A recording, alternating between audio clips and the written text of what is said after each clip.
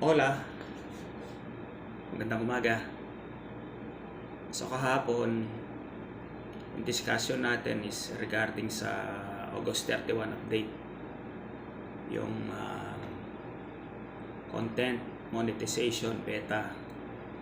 So gumala ako kahapon sa YouTube, nagimarites sa mga malalaking content creator, yung mga gumagawa ng video kagaya nito.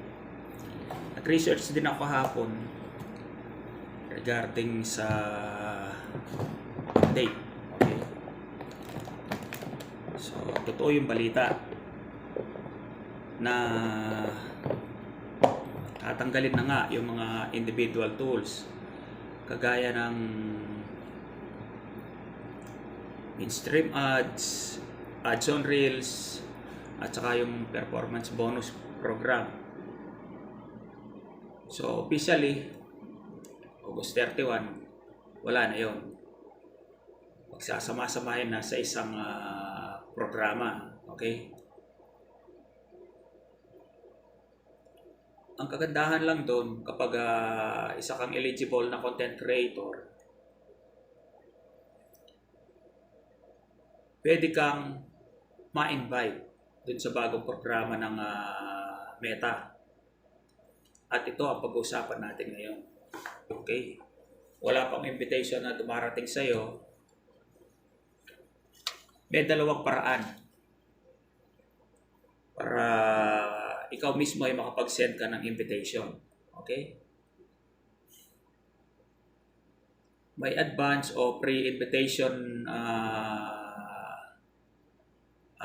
na pwede kang i-submit. So, yan ang ituturo ko sa inyo ngayon. Unang way para ma-invite ka ay ito. Punta ka sa monetization. Tapos, i-click mo yung content monetization. Yun. May lalabas na ng mga parang guidelines dyan, policies. So, nasa iyo kung babasahin mo pa yan. Pero pwede ka nang dumiretso sa yun, sa may in the form. Nakabilog dyan. So, i-click mo yung portion na yan. Then, lalabas yung FB Content Monetization Beta Interest Form. Okay? So, fill upan mo yan. May ilalagay kang email address dyan. Tapos, huwag mong kalimutan yung URL o yung link ng FB mo. I-copy-paste mo lang. Okay? Punta ka dun sa, balik ka sa profile mo. Punta ka dun sa may tatlong dot. Tapos, click mo yung dot. Tatlong dot. So, sa may pinakailalim nun, makikita mo yung link ng Facebook mo. Okay? Copy mo lang. Tapos, balik ka dun sa form. I-paste mo.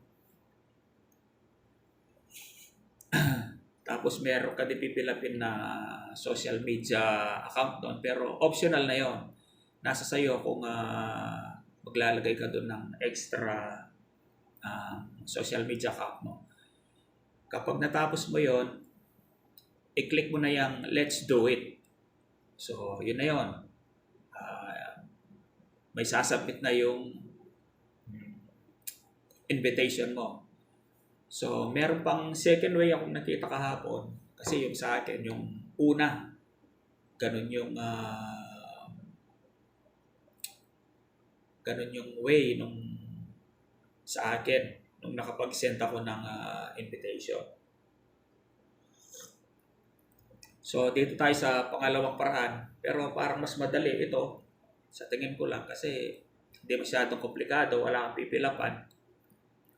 Okay. So, again, sa monetization, and then, punta ka ng content monetization, lalabas doon yung I'm interested. Makikita mo yan, I'm interested. Okay? So, i-click mo yon. Tapos, merong space dyan. Pagka-click mo, may makikita kang space dyan. O, fill upan mo yan dyan. Pwede mong simply sabihin mo lang, I'm interested so that I can have early access to this program. Yun, ganun lang kasimple. Pagka-click mo, makikita mo yung submit interest. Yun na, click mo na yun. Hit the button submit interest. Then, lalabas na yung interest submitted. So, yun yung dalawang paraan. So, once na natapos mo na lahat yun, waiting ka na para sa August 31. Pero, malay mo, meron pang mas maaga sa August 31 na mabigyan ka ng invitation at ma-approve yung invitation mo.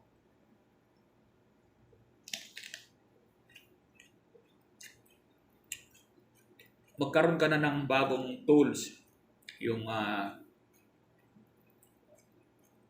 content monetization beta. Okay?